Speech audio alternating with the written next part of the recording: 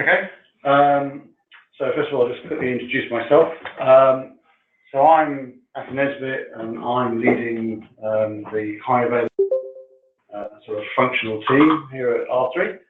So this design proposal is really about our work towards the cost effectiveness of Corda, towards scaling it up.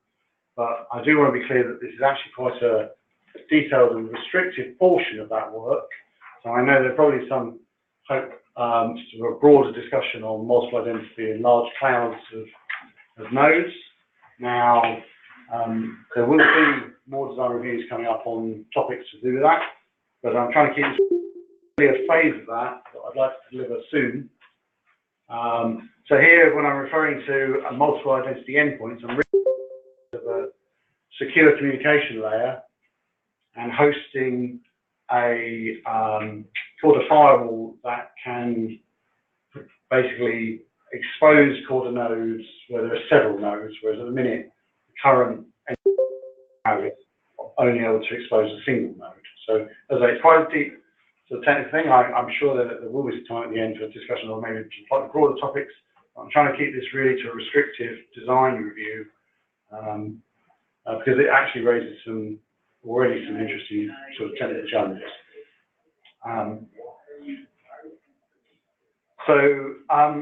First of all, kind of why are we aiming at doing support for shared identities between a limited number of exposed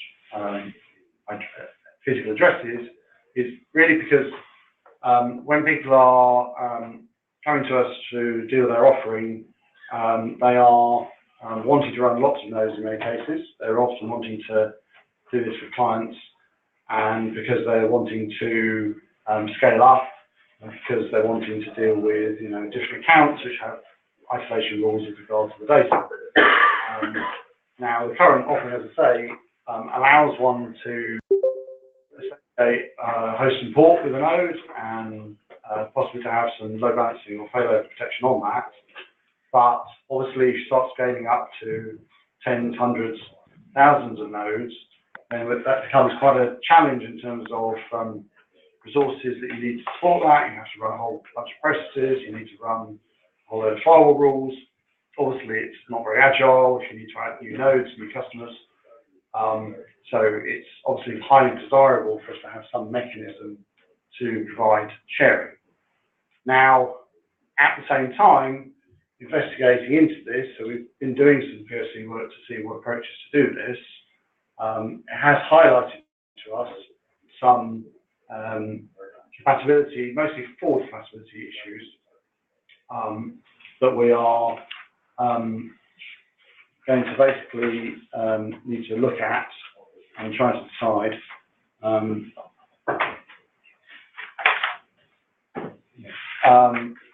Because we basically guarantee with the Corda protocols that we are compatible, and this does, start to ask questions about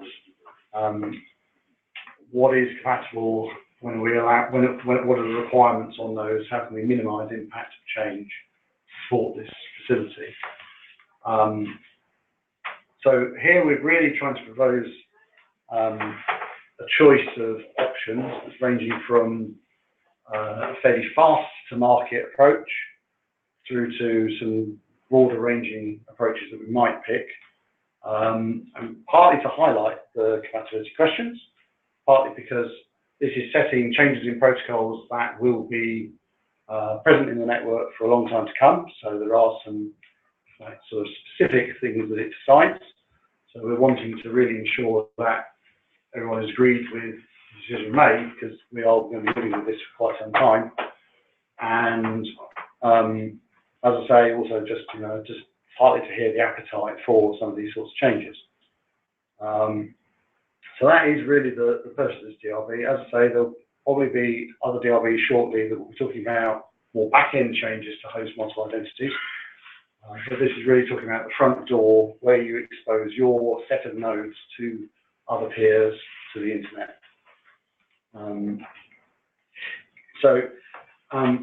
Drilling a bit Okay, I have a very quick question. The last bullet on the previous slide. The DRB does not address support for multiple signing identities on a single node. No. So it is assumed at this point that a node is hosting its current Corda certificate hierarchy, which essentially ties you to an X500 name and signing keys. Also, that doesn't restrict the use of anonymous keys, but it is stating that a node at this point would be a distinct process. Now, so the next stage of evolution is to try and support sharing of physical resources to run multiple identities. We'll have discussions about that later. Okay, fine.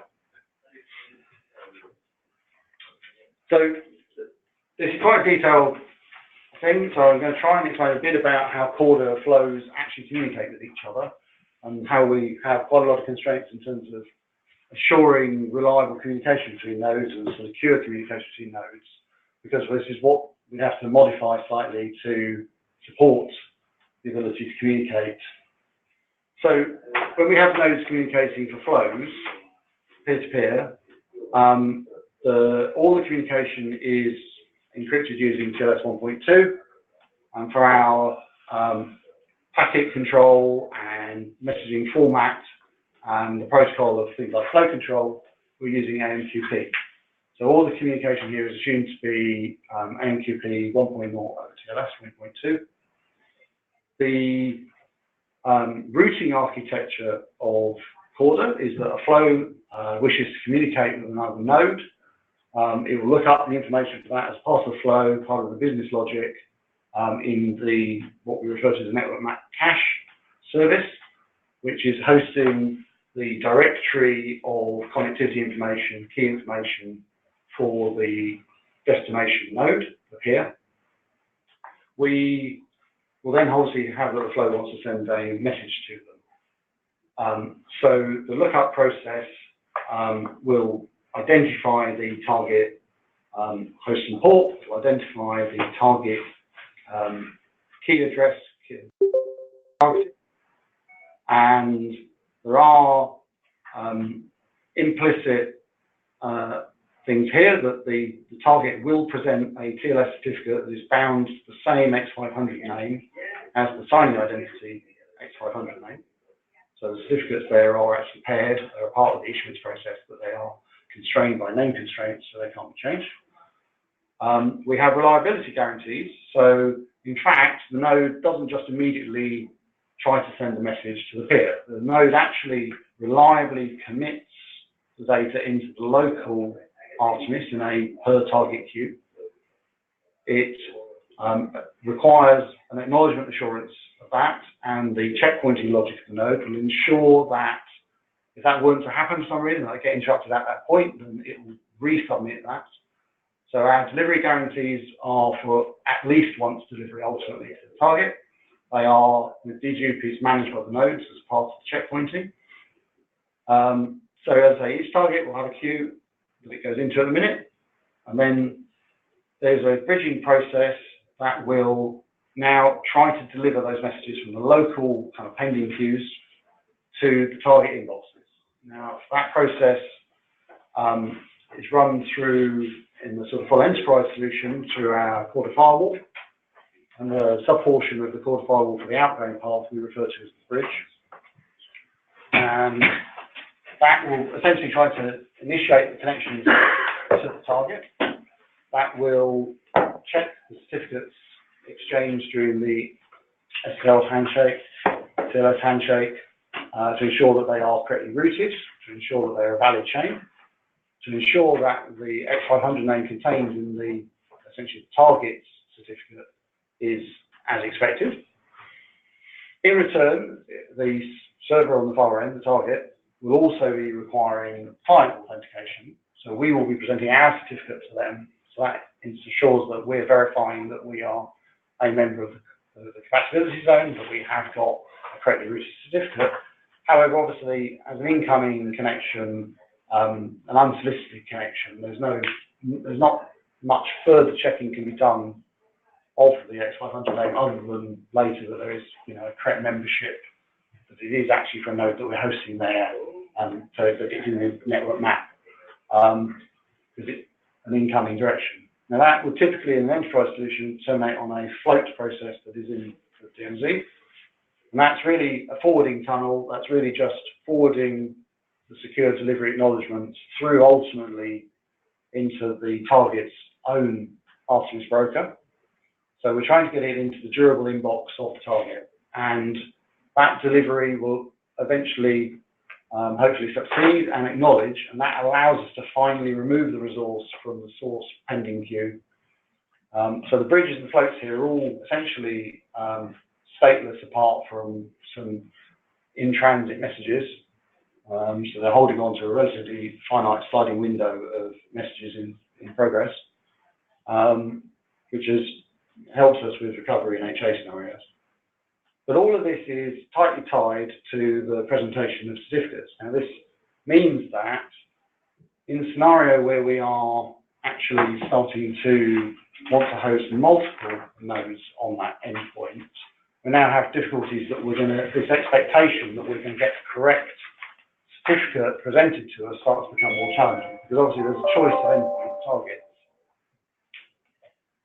It also potentially might require that we start to modify the node info structures, the information that we distribute in the network map, so that we can actually explain these more complicated relationships between the physical target address and the X500 names. Now this is the thing that we can perhaps not do. But it may be desirable to do it, which is one of the decisions that will be associated with some of the choices here, is whether or not we should do that. Now, the HA team has actually done some POC work of one of these suggested solutions, because it's the solution that we were most able to make progress on. We did look at all of them, but the one that we most fully developed here is our proposed candidate, which is to start to use server name indication, which is a standard TLS facility, and in fact it's actually going to be mandated in TLS 1.3, so it's actually probably compatible with that as a requirement, to indicate which node we are connecting to or wish to connect to as a source. There are some challenges with this though, so we'll get to the pros and cons of that. That will discuss some of the challenges we met. Now we believe, solutions for that for the server name indication, but we might be able to do the same things through some other routes involving node info. So we will discuss sort of the trade-offs there, and mostly with regard to delivery times and risk profiles, but we'll get to that. The other further out alternative perhaps is maybe this is indicating that these compromises are challenging. Maybe we should consider some other approach. There may be other approaches. Some ways that we could consider that we extend some other endpoints or something, but it's a discussion to be had, I'll say a bit further on.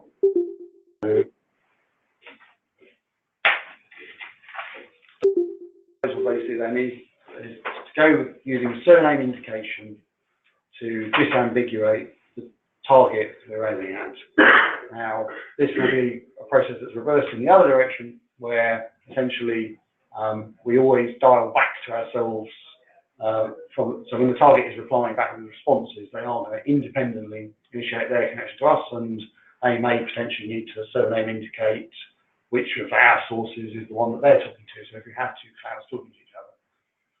Now, the suggestion here is that using surname indication, we'd be able to select the correct certificate to present from the target. There are complications in this, which I'll get through in a moment, but the key part here is that it would allow us to start to share the Artemis broker resources, so that we can have shared out queues, so we can basically share the Artemis broker between several enterprise nodes. It allows us to share the bridge, so that also reduces that. It allows us to share the float, so it starts to reduce DMZ machines that we have to expose, and it clearly allows us to start to control our firewall rules, so that we're allowing incoming connections to the float on a very restrictive inbound address. And similarly on the outbound, we're now dealing with only one initiator for the outbound connections to the bridge. So it does have clear benefits in terms of the sharing. It certainly seems like a workable solution on the outset, and so this was, was a fairly quick design for us on our initial evaluations to attempt. And it does have the advantage that the S&I is something which is very standard in TLS, and we would be able to fairly easily add it to nodes that perhaps don't support the whole range of functionality here. They might not support the multiple node enterprise bridge structure, but say open source nodes could very straightforwardly add a header and maybe add that well in advance of us having such enterprise nodes in the live. So when we went through the design process, we discovered a set of constraints which we have solved. So essentially, going through the cons first, just to sort of go through the sorts of things we have to solve. One of the cons is that pretty much in common with all of these approaches, if you are an old current implementation of Corda, you will not know to add this header. Your software would have to be upgraded to add it. And because of the dial back behavior that we have, you would maybe be able to send a message, but you probably wouldn't accept the certificate on the far end, and that would immediately terminate the connection. And in fact, we have got some facilities in Corda that essentially blacklist incorrect certificate endpoints. So it would actually mean the communications would cease there, and the flow would be paused. The flow would be recoverable, but the flow would be paused. So that is a challenge with regard to forward compatibility. Backwards compatibility, obviously, if a node that doesn't apply the S&I header connects to a single endpoint target, it can happily give as a default response the one certificate it's got, and so there's no difficulty there for the existing single nodes. And that might allow a sort of softer introduction phase. We did discover that the S&I header standard, whilst it outwardly appears to be quite flexible and allow multiple addresses and allow multiple address types, unfortunately, earlier implementations of PKI spec seem to have made mistakes that have led them to restrict this. So it in fact only allows DNS names. And this is a bit tricky because, unfortunately, our primary addressing is not DNS name based or IP address based. It is in fact the X500 names. And the character set that is using DNS therefore doesn't allow spaces or commas or equal signs, which are all portions of a standard X500 name. So we can work around this. We can use a non-standard hash of so we canonicalize the X500 name and we hash it and we append it to essentially a kind of pseudo DNS postfix. So, it could be the hash dot corda.net or something as a sort of pseudo name, and we can, we have demonstrated this will work. It does actually provide perhaps a little bit of privacy even, so there might be some privacy in that, but I have to say it is non-standard, and if we do pick on a particular pseudo DNS name, we're probably stuck with that forever. So this is something that we would have to consider, what is an appropriate neutral name for it? Would we want to have Corda in the name, or is that regarded as something might change? So there are actually some decisions to make there about the structure of that, because we would be setting it in stone for a long time to come. Whilst I say TLS 1.3 will mandate server name indication, we're not quite sure, because there aren't many concrete implementations out there. Are there any difficulties with using essentially the base 58s of hashes or anything? We have yet to see those, but I think we'll probably be compatible with that if we're compatible with the current implementation standard. We did, because the return path uses the presented client certificate to confirm the source, and then use that as part of replies, we do actually still have to create TLS connections per conversation. So if we have a cloud of nodes on one site, one business network operator talking to some nodes on another business network operator's location, we are actually going to make up a number of TLS per conversation. So that will require us to probably spend some more work on resource management, so that we can tear those down. The minute we generally don't tear those down once they're initiated, they're lazy start, but they are kept going for a long time. There were some minor technical challenges with just the bridge control logic. We also, to allow us to be more agnostic to the number of nodes running, sharing the Artemis broker locally, we had to do some extra filtering and message affinity inside the local queues to allow us to consume the right messages to each TLS outgoing. That was a bit complicated, and we are depending on some features of Artemis that are a little bit Artemis specific, so message filtering is a little bit tied to the flexibility of Artemis message filtering. But I don't think, I mean, these are features that are quite common in other middlewares, so it doesn't particularly tie us on that. So we were able to work around that. So those are the cons, but the advantages are definitely in terms of relatively easy to add. We have a working POC. We were able to get full functionality. So the scope of the changes was quite localized. It was in a fairly small portion of our code base. Our actual kind of N2P protocol handler section of the code is quite well localized. That allowed us to make this change pretty quickly. And so these are all, you know, suggesting that the full productionized version of this is achievable. So I have a high confidence in this particular approach.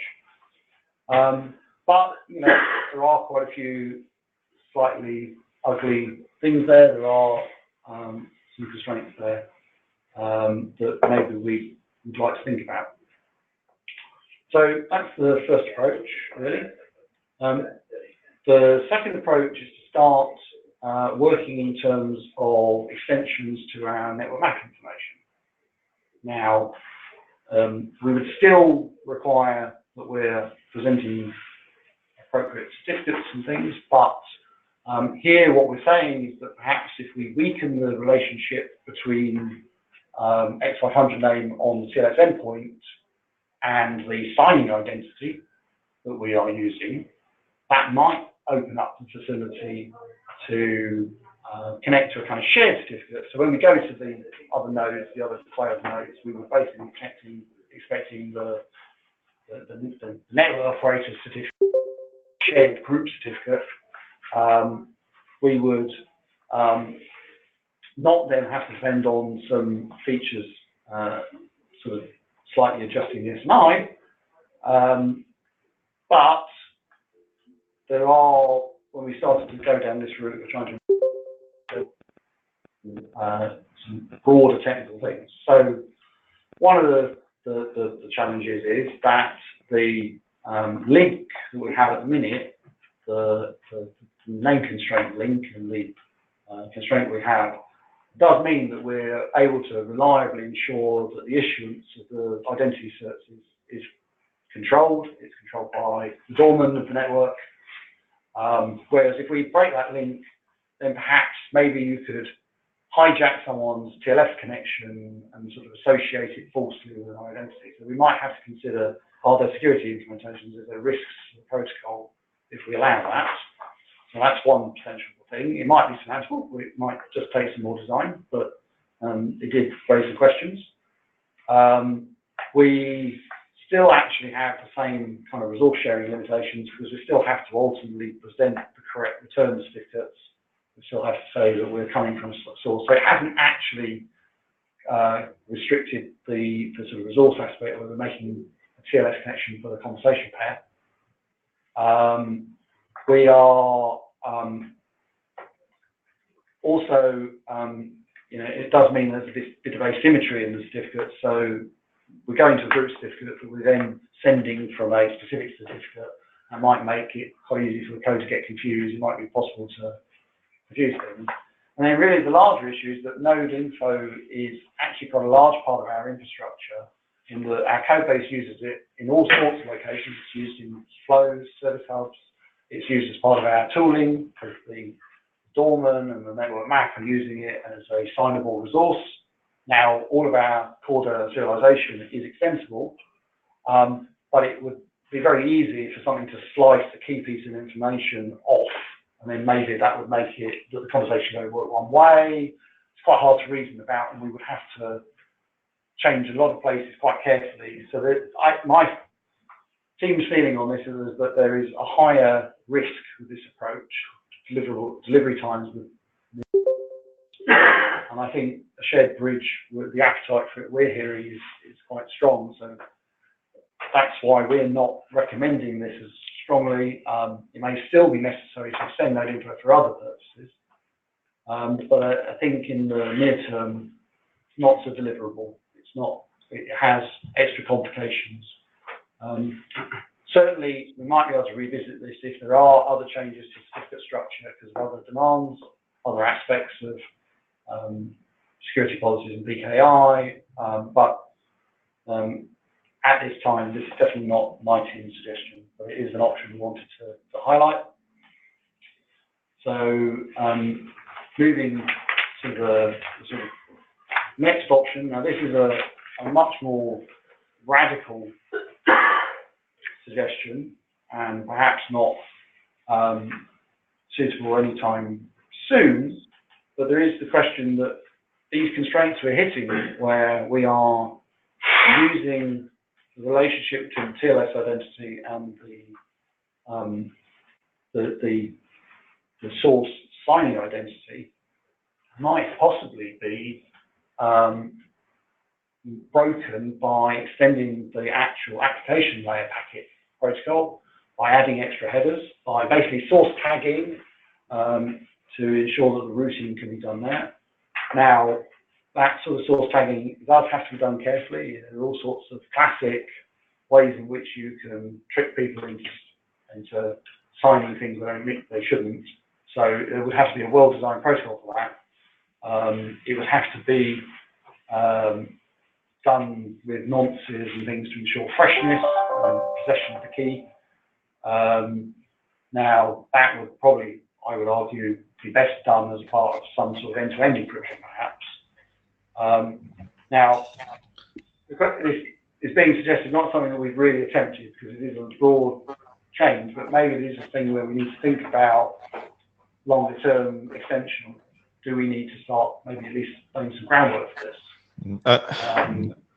I think it's probably better if we treat that as a separate project from the current work because, yeah, this proposal is essentially implementing a custom encryption protocol and ignoring TLS practically. At that point, TLS isn't even really adding anything and could be scrapped entirely. That's really fairly subtle. Yeah, no, I know, and I'm not really. I'm suggesting this because I'm just saying, is it a thing we need to be thinking about what's going on? Not a thing that I think is any near-term deliverable. Yeah. But we are, as we constrain ourselves, I think we are making ourselves. Well, we basically we commit to these wire changes. We commit to them forever. So, is this something we should be on site adding some resource on? Yeah, I think if we were to do this sort of end-to-end encryption of things, this is sort of useful if you want to have nodes that are, not running on servers all the time, and they're being supported by message buffers in the cloud or whatever. It would probably you would probably want to implement it simultaneously with mixed networks, like Tor style routing, because exactly. then you would end up you would want a Tor-like protocol, I think, on top of flows or something like that, and you would get this sort of thing. You have talked about such things in the past. I'm just really asking what is. I agree. I think the appetite for this is probably low because we all want to get business networks out there now, but just really including it complete in the design view, really. I mean, so the primary benefit here is you're saying, well, fewer TLS connections, basically, between the bridge. But a TLS connection is a fairly cheap thing. It's a sort of in-memory, bunch of counters and nonces and things.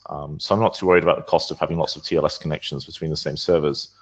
I think to justify a fairly big change to the protocol like this, we would need features, basically, and a mixed network where we could do things like hide the origin of a request to a notary, for example. That would be a feature which is probably could justify the cost, or supporting nodes running on smartphones or little compute appliances behind NAT boxes and firewalls and things. Consumer Corda would justify that, but I don't think it would just be justified right now. Yeah.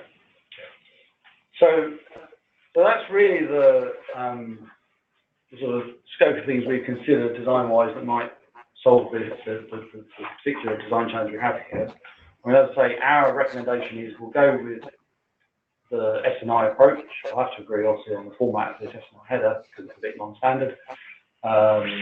We are confident we can do this at low risk. I would say that we do need to look at node info evolution and possible other protocols going on.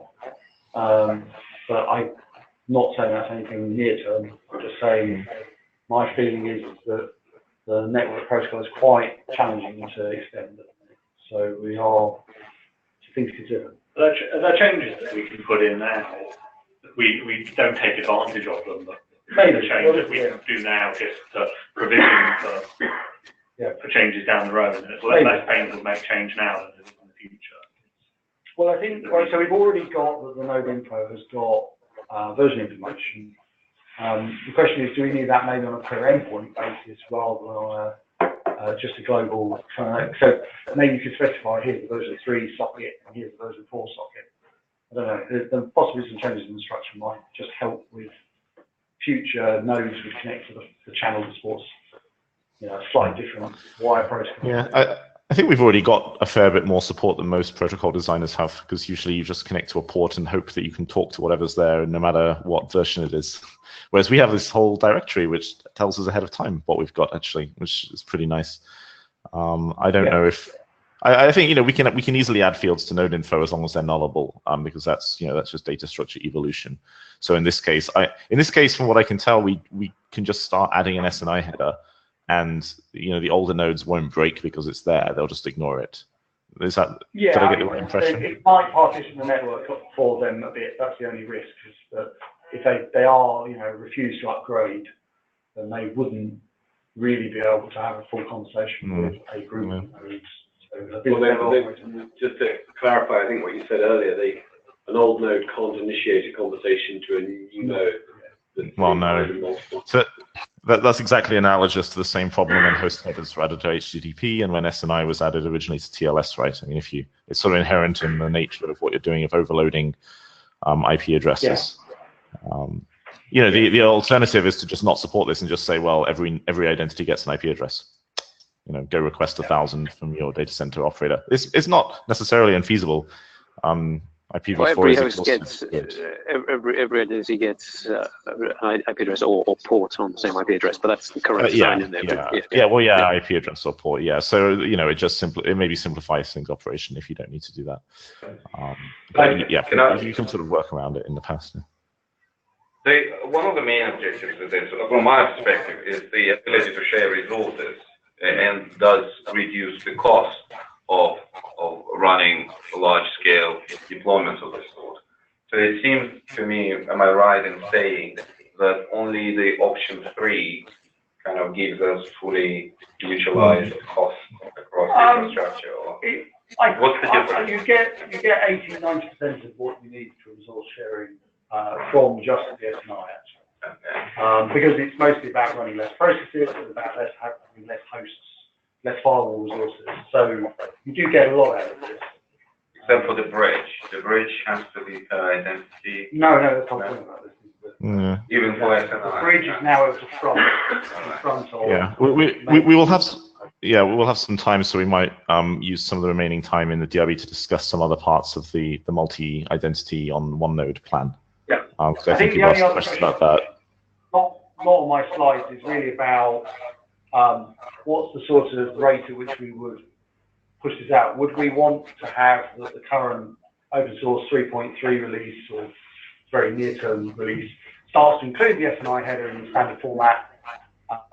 So it's at least advertising who it wants to talk to, and then merge in the support in enterprise to fully support bridges with several nodes behind them, or are we just going to wait till sort of 4 or 5 or a slight breaking sort of release and do it all at that point?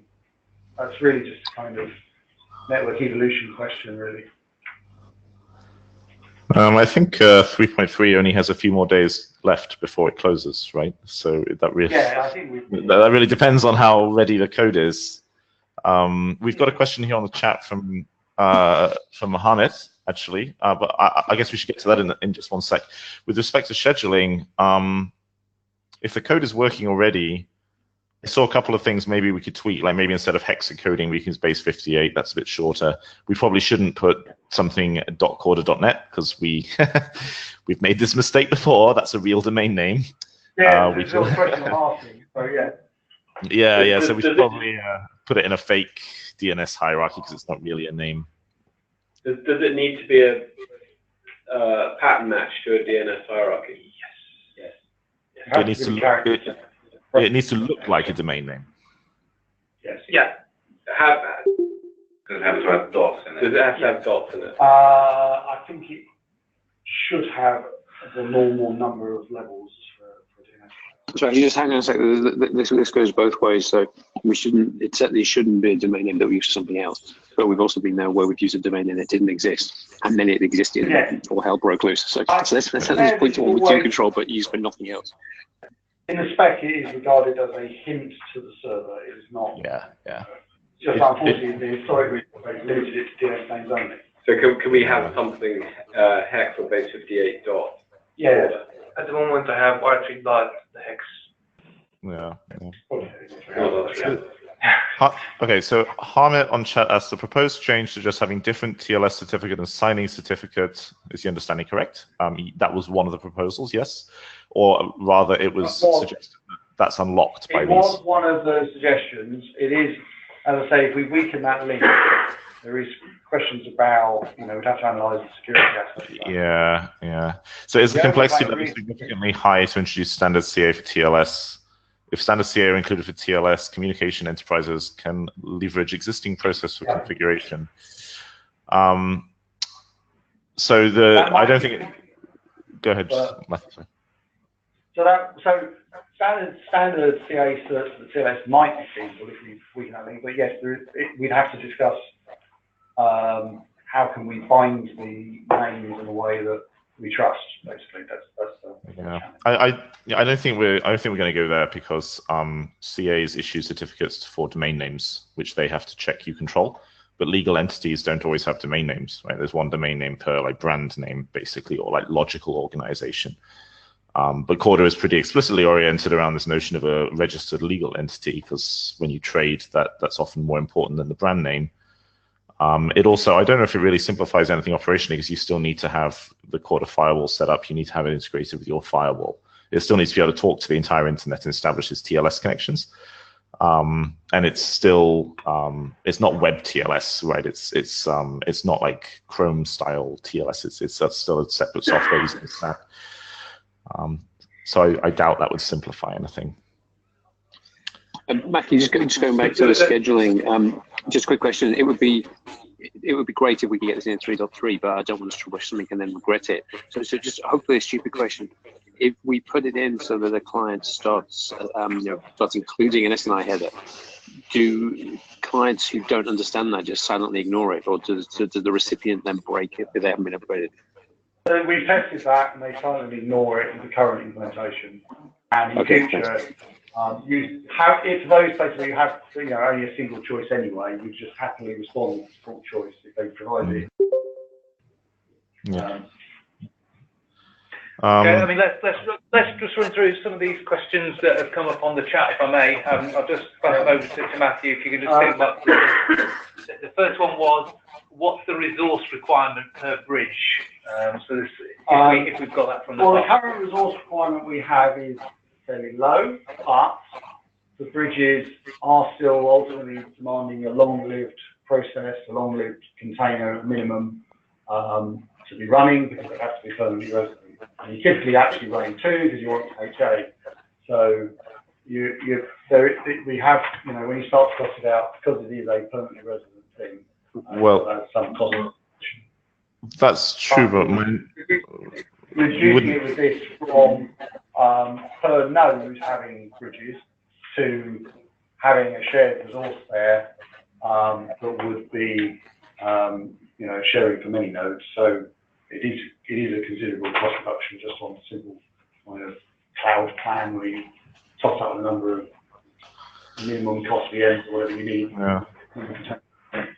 Let's try and so in with where we're heading with all this design work is that the node becomes like a logical thing that's spread over multiple machines and different kinds of services, right? So rather than saying there are like multiple nodes behind the bridge, I mean that's kind of true today, but where we're going is it's kind of really one node that has multiple identities. Yeah. So so that's definitely the next DRB to discuss where we've got to on that.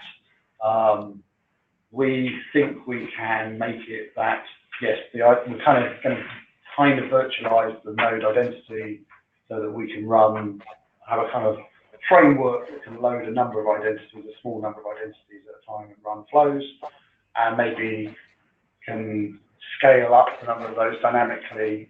So those are the directions we're going with hosting more identities on less resources, particularly for those use cases where you have a large number of identities, but the actual workload per day per node is actually quite low. So on average, you might be doing quite a lot of flows, but you're actually, the transaction count per actual individual identity is quite low overall. So if we've got time, we could, after the questions, maybe we can even go into that a little bit.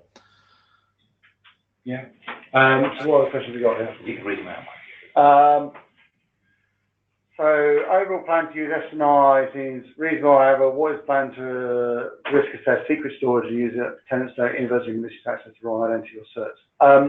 So we do have plans to work towards HSM storage of the things. I must admit there is an assumption here that the bridge and float, or the bridge has access to the key resources as it does now. So and I think we would only be able to do such checks in software, but it is done inside the trusted zone, not in the DMZ, this assignment. So SNI seems to be so in terms of is node info a long-term change, I'm sure we will change node info for other reasons.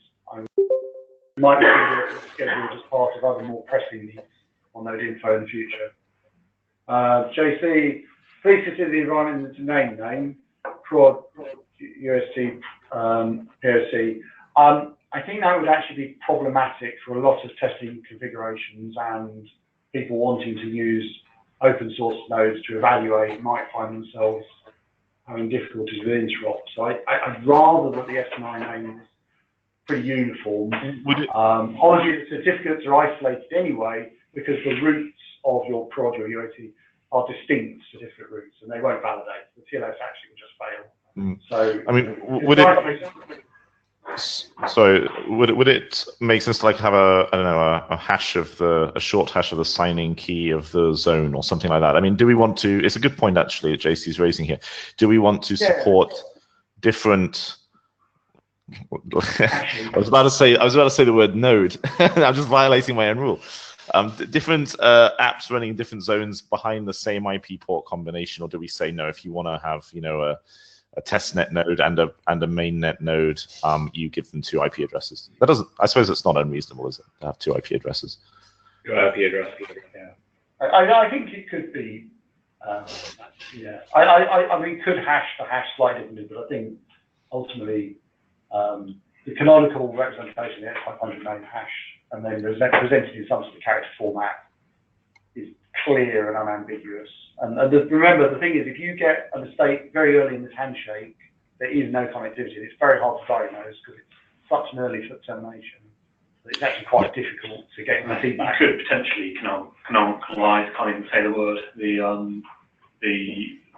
path of the certificate as well, so not just the identity, but where it's come from as well, like the doorman and root, and that would distinguish it further. Yeah, maybe. I agree. We could maybe do a little bit. We could do a little bit of investigation. What makes sense there? Yeah. Okay, we've run out of questions on the chat at the moment. Are there any other questions from those on the call? We just got 2 more. Okay. Yes, so we have. Yes. Would it be possible to have multiple identity shows, say, able to perform security signing and this identity available in the node info? Sorry. So I'll just read that. Would it be possible to have multiple identities sharing the same IP port and these identities able to perform securely signing and this identity available in the node info? Well, that is essentially the proposal here, is that the signing identities are running the node and the bridge is dealing with the TLS secure comms layer. We're already kind of that separation already. That's basically the goal of the whole effort. Yeah. Of what we've been calling having Maximus. considered handling the multi-tenant node as a subnet, well, that's the kind of larger scale protocol change that I did include a number 3 option, but I think it is quite radical, and I think it'd be very hard to see how we make that compatible. As I say, it's a thing that maybe we do need to start at least laying the groundwork for such things in the future, but I think it's way off that sort of thing. Maybe that becomes necessary if there's, future network mergers or something in the future that might be required just because of the way they're physically structured. But I think for now, we're assuming that all nodes can contact all nodes at least, through a bridge, through a firewall process. So a question from me, Matthew, just going back to the one earlier about Corda 3.3. What I've heard on this call is discussion about what the domain the domain that everything hangs off should be, and a question about whether we need to encode some zone identity to avoid confusion between dev and UAT.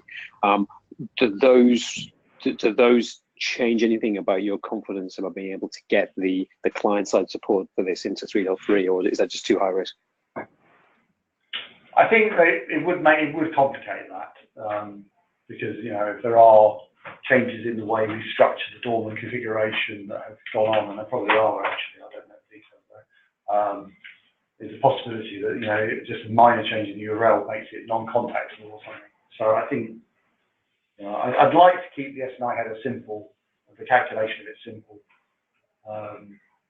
because there might be combinations I haven't considered. I mean, we're treating it as really this is only the first step of a lot of back-end work that has to happen to ensure the message routing, and the authentication is really to do with the certificates that are presented. It's not. Okay, so the implication of that is you can't host identities associated with different zones behind the same port. Effectively, they've all got to be the same. That's fine. Yeah, and that's fine. Okay, so it then comes down. So that I'm fine with that. So it just comes down to choosing a domain that isn't going to screw up. But if that's done, is this something you think you can get in for 3.3 because the code's ready, or that means we have to either? Well, I think to just publish the header is actually quite easy. So yes, that could go in. We've often looked at that quite closely, and it wasn't. So publishing is easy. The problem is deciding on how to hash it, how to encode it. Yeah, that's the difficult part. And we may be able to have like a plugin algorithm that we might be able to change in the future. I don't know. We're just doing character transforms here. I don't think we want to be like the first 20 digits of SHA-256 or something is probably good enough. Yeah. Yeah, we just have to make sure it's documented and agreed. Yeah, we'll have to specify it as part of the protocol one day. So we should be able to. It shouldn't just call into a utility function we don't know what it does or might change its behavior. We should do it explicitly so we can document it. Yeah. Okay. Okay. I was just going to see if we could just hand over to Mike just for the last 5 minutes of the call, just a sort of quick discussion on the sort of the broader future direction that he mentioned earlier on, just to sort of give some background for everybody. Yeah, right. So this is at CordaCon Japan. We talked a little bit about a project that we've been calling Maximus because it's big nodes with lots of identities to address the need that we kind of didn't fully anticipate in the first cut of the design of companies that want to host lots of identities on behalf of other companies. This work that you've seen today is a part of it. We've also been doing some work around proof of concept. We've done some prototyping of multiple flow workers, which has Matthew referenced already. This is where the node is starting to break apart, and this is in the enterprise version. I should clarify.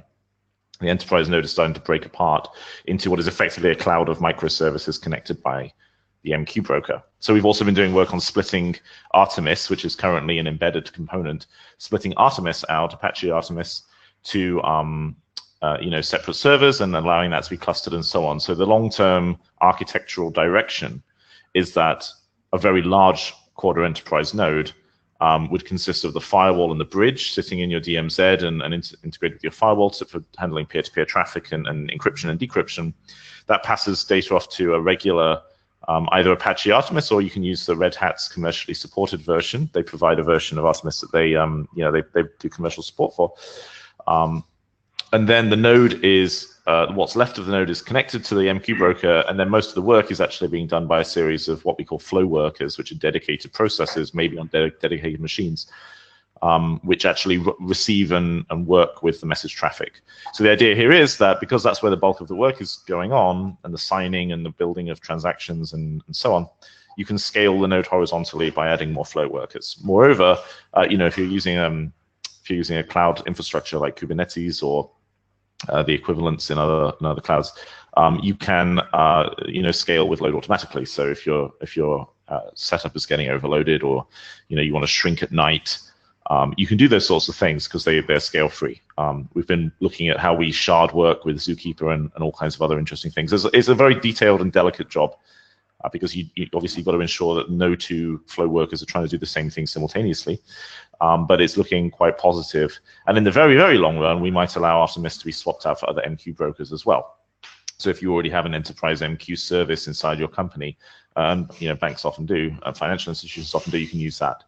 There's another aspect to this, which I touched on in my talk at CordaCon this year, in just last week, which is that we've been doing a lot of thinking about how to allow large, sophisticated organizations to scale their node, not just in terms of throughput and transactions per second, but operationally in terms of number of applications. So that this flow workers design allows you to do is have flow workers running in different parts of your network on different machines that may have different login rights. They may be firewalled differently.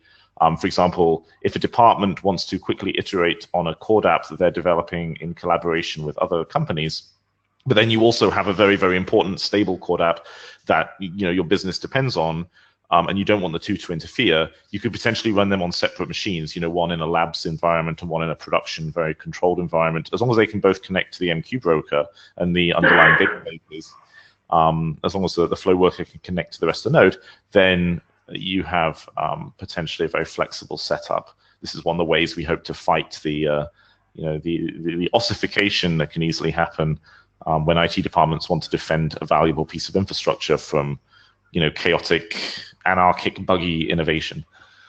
So there's a lot to this. Matthew is the lead on this effort, and he's working on it with the HA team, who is also in the room. So you can see we're putting a pretty significant effort behind this kind of initiative.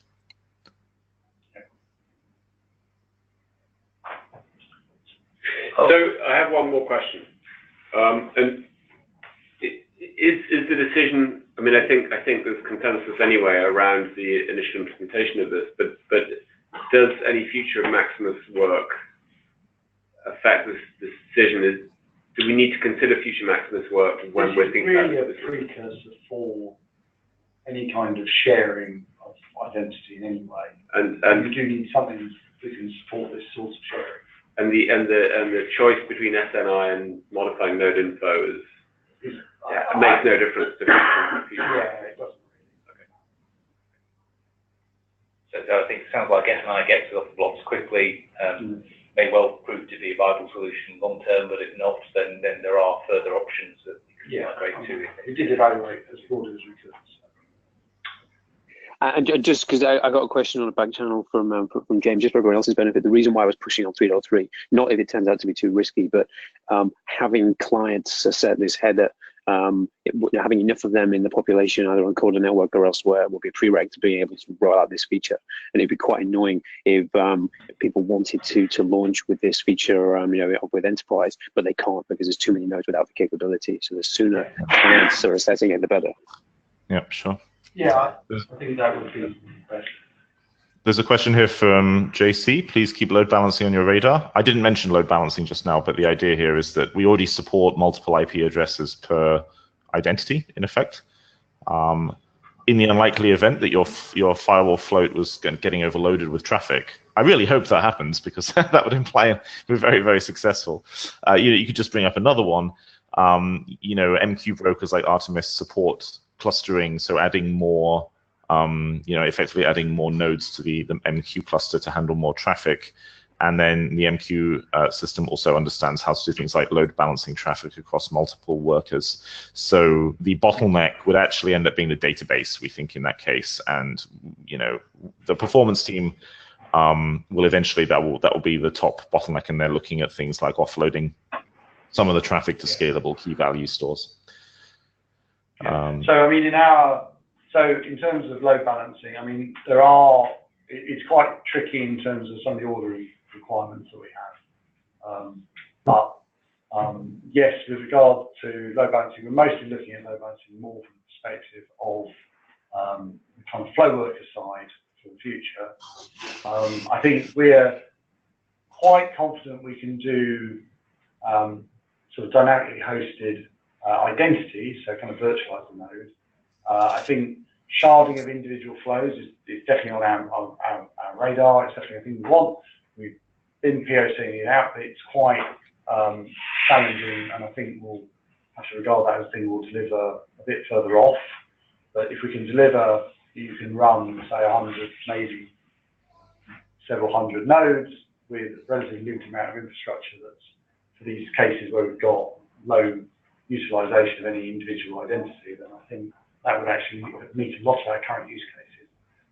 If you've actually got thousands of transactions per second, I think we would strongly recommend it. Yeah, maybe I can give you a little bit of context. JC, just to give you where I'm coming from, the idea for us is to be able to run thousands of identities. So what I would like to do is declare these identities somewhere and spin as many workers as necessary. That I need to ramp up my workers. I do not want to redefine my identities just because they have more, a higher workload. So what I'm looking for here is some kind of a decorrelation between declaring the identities and the node setup, so that we can just throw more workers at the infrastructure and to increase the firepower. Yeah, that's how the design works. Yeah, that's how the design works. Yeah. An identity is ultimately just a private key, public key pair. So the idea is every flow worker would have access to the key pairs for every identity. And then, if you have one identity that's doing 100 times more than other stuff, then maybe like 90% of your flow workers are just working with that identity's key. And then, but they can balance smoothly. That's the idea. So Kevin has asked, how does this relate to LDAP integration that was promised for Corda Enterprise?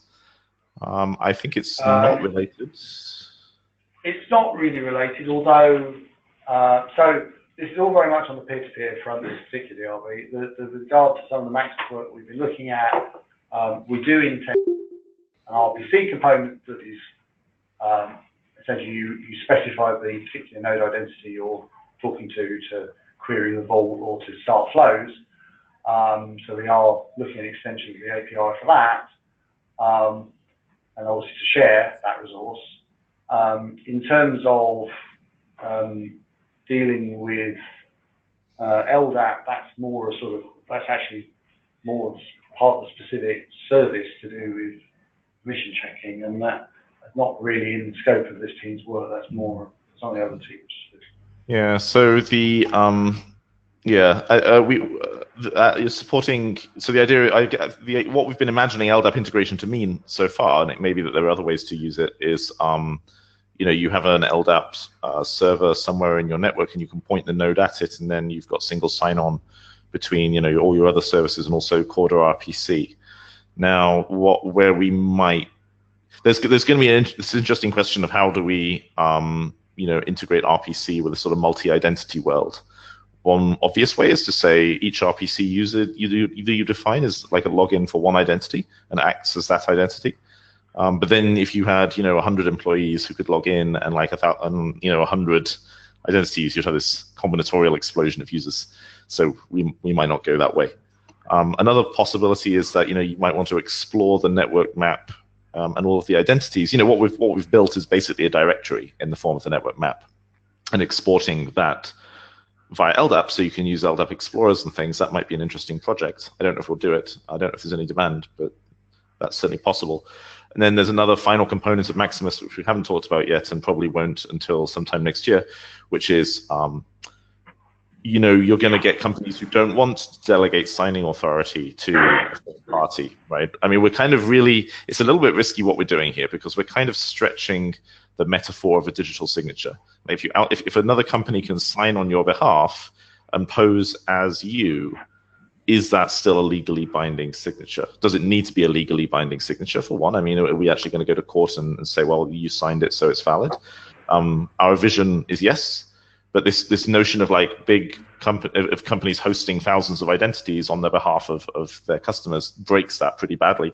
So we're looking at ways we can handle that, either through marking them as like, this is not really that company, it's almost like a power of attorney type relationship. Another way is to implement client-side signing, such that the companies have the private keys generated locally on a smartphone app or a little device, sort of what the Bitcoin community have pioneered, and then everything else is done in the cloud by the hosted provider. And when your node is acting as an identity and one of your flow workers needs to sign something, it suspends and routes a request through to the user, who then pushes a button on their little device or however it's done. The signature gets sent back to the node, perhaps via RPC. The flow unsuspends and continues. So we're looking at ways to have these big centralized nodes with lots of identities, but then also decentralize them a bit as well. Okay, guys. At that point, I think it's over. I'll bring the call to a close. Thank you very much. Thank you for the questions.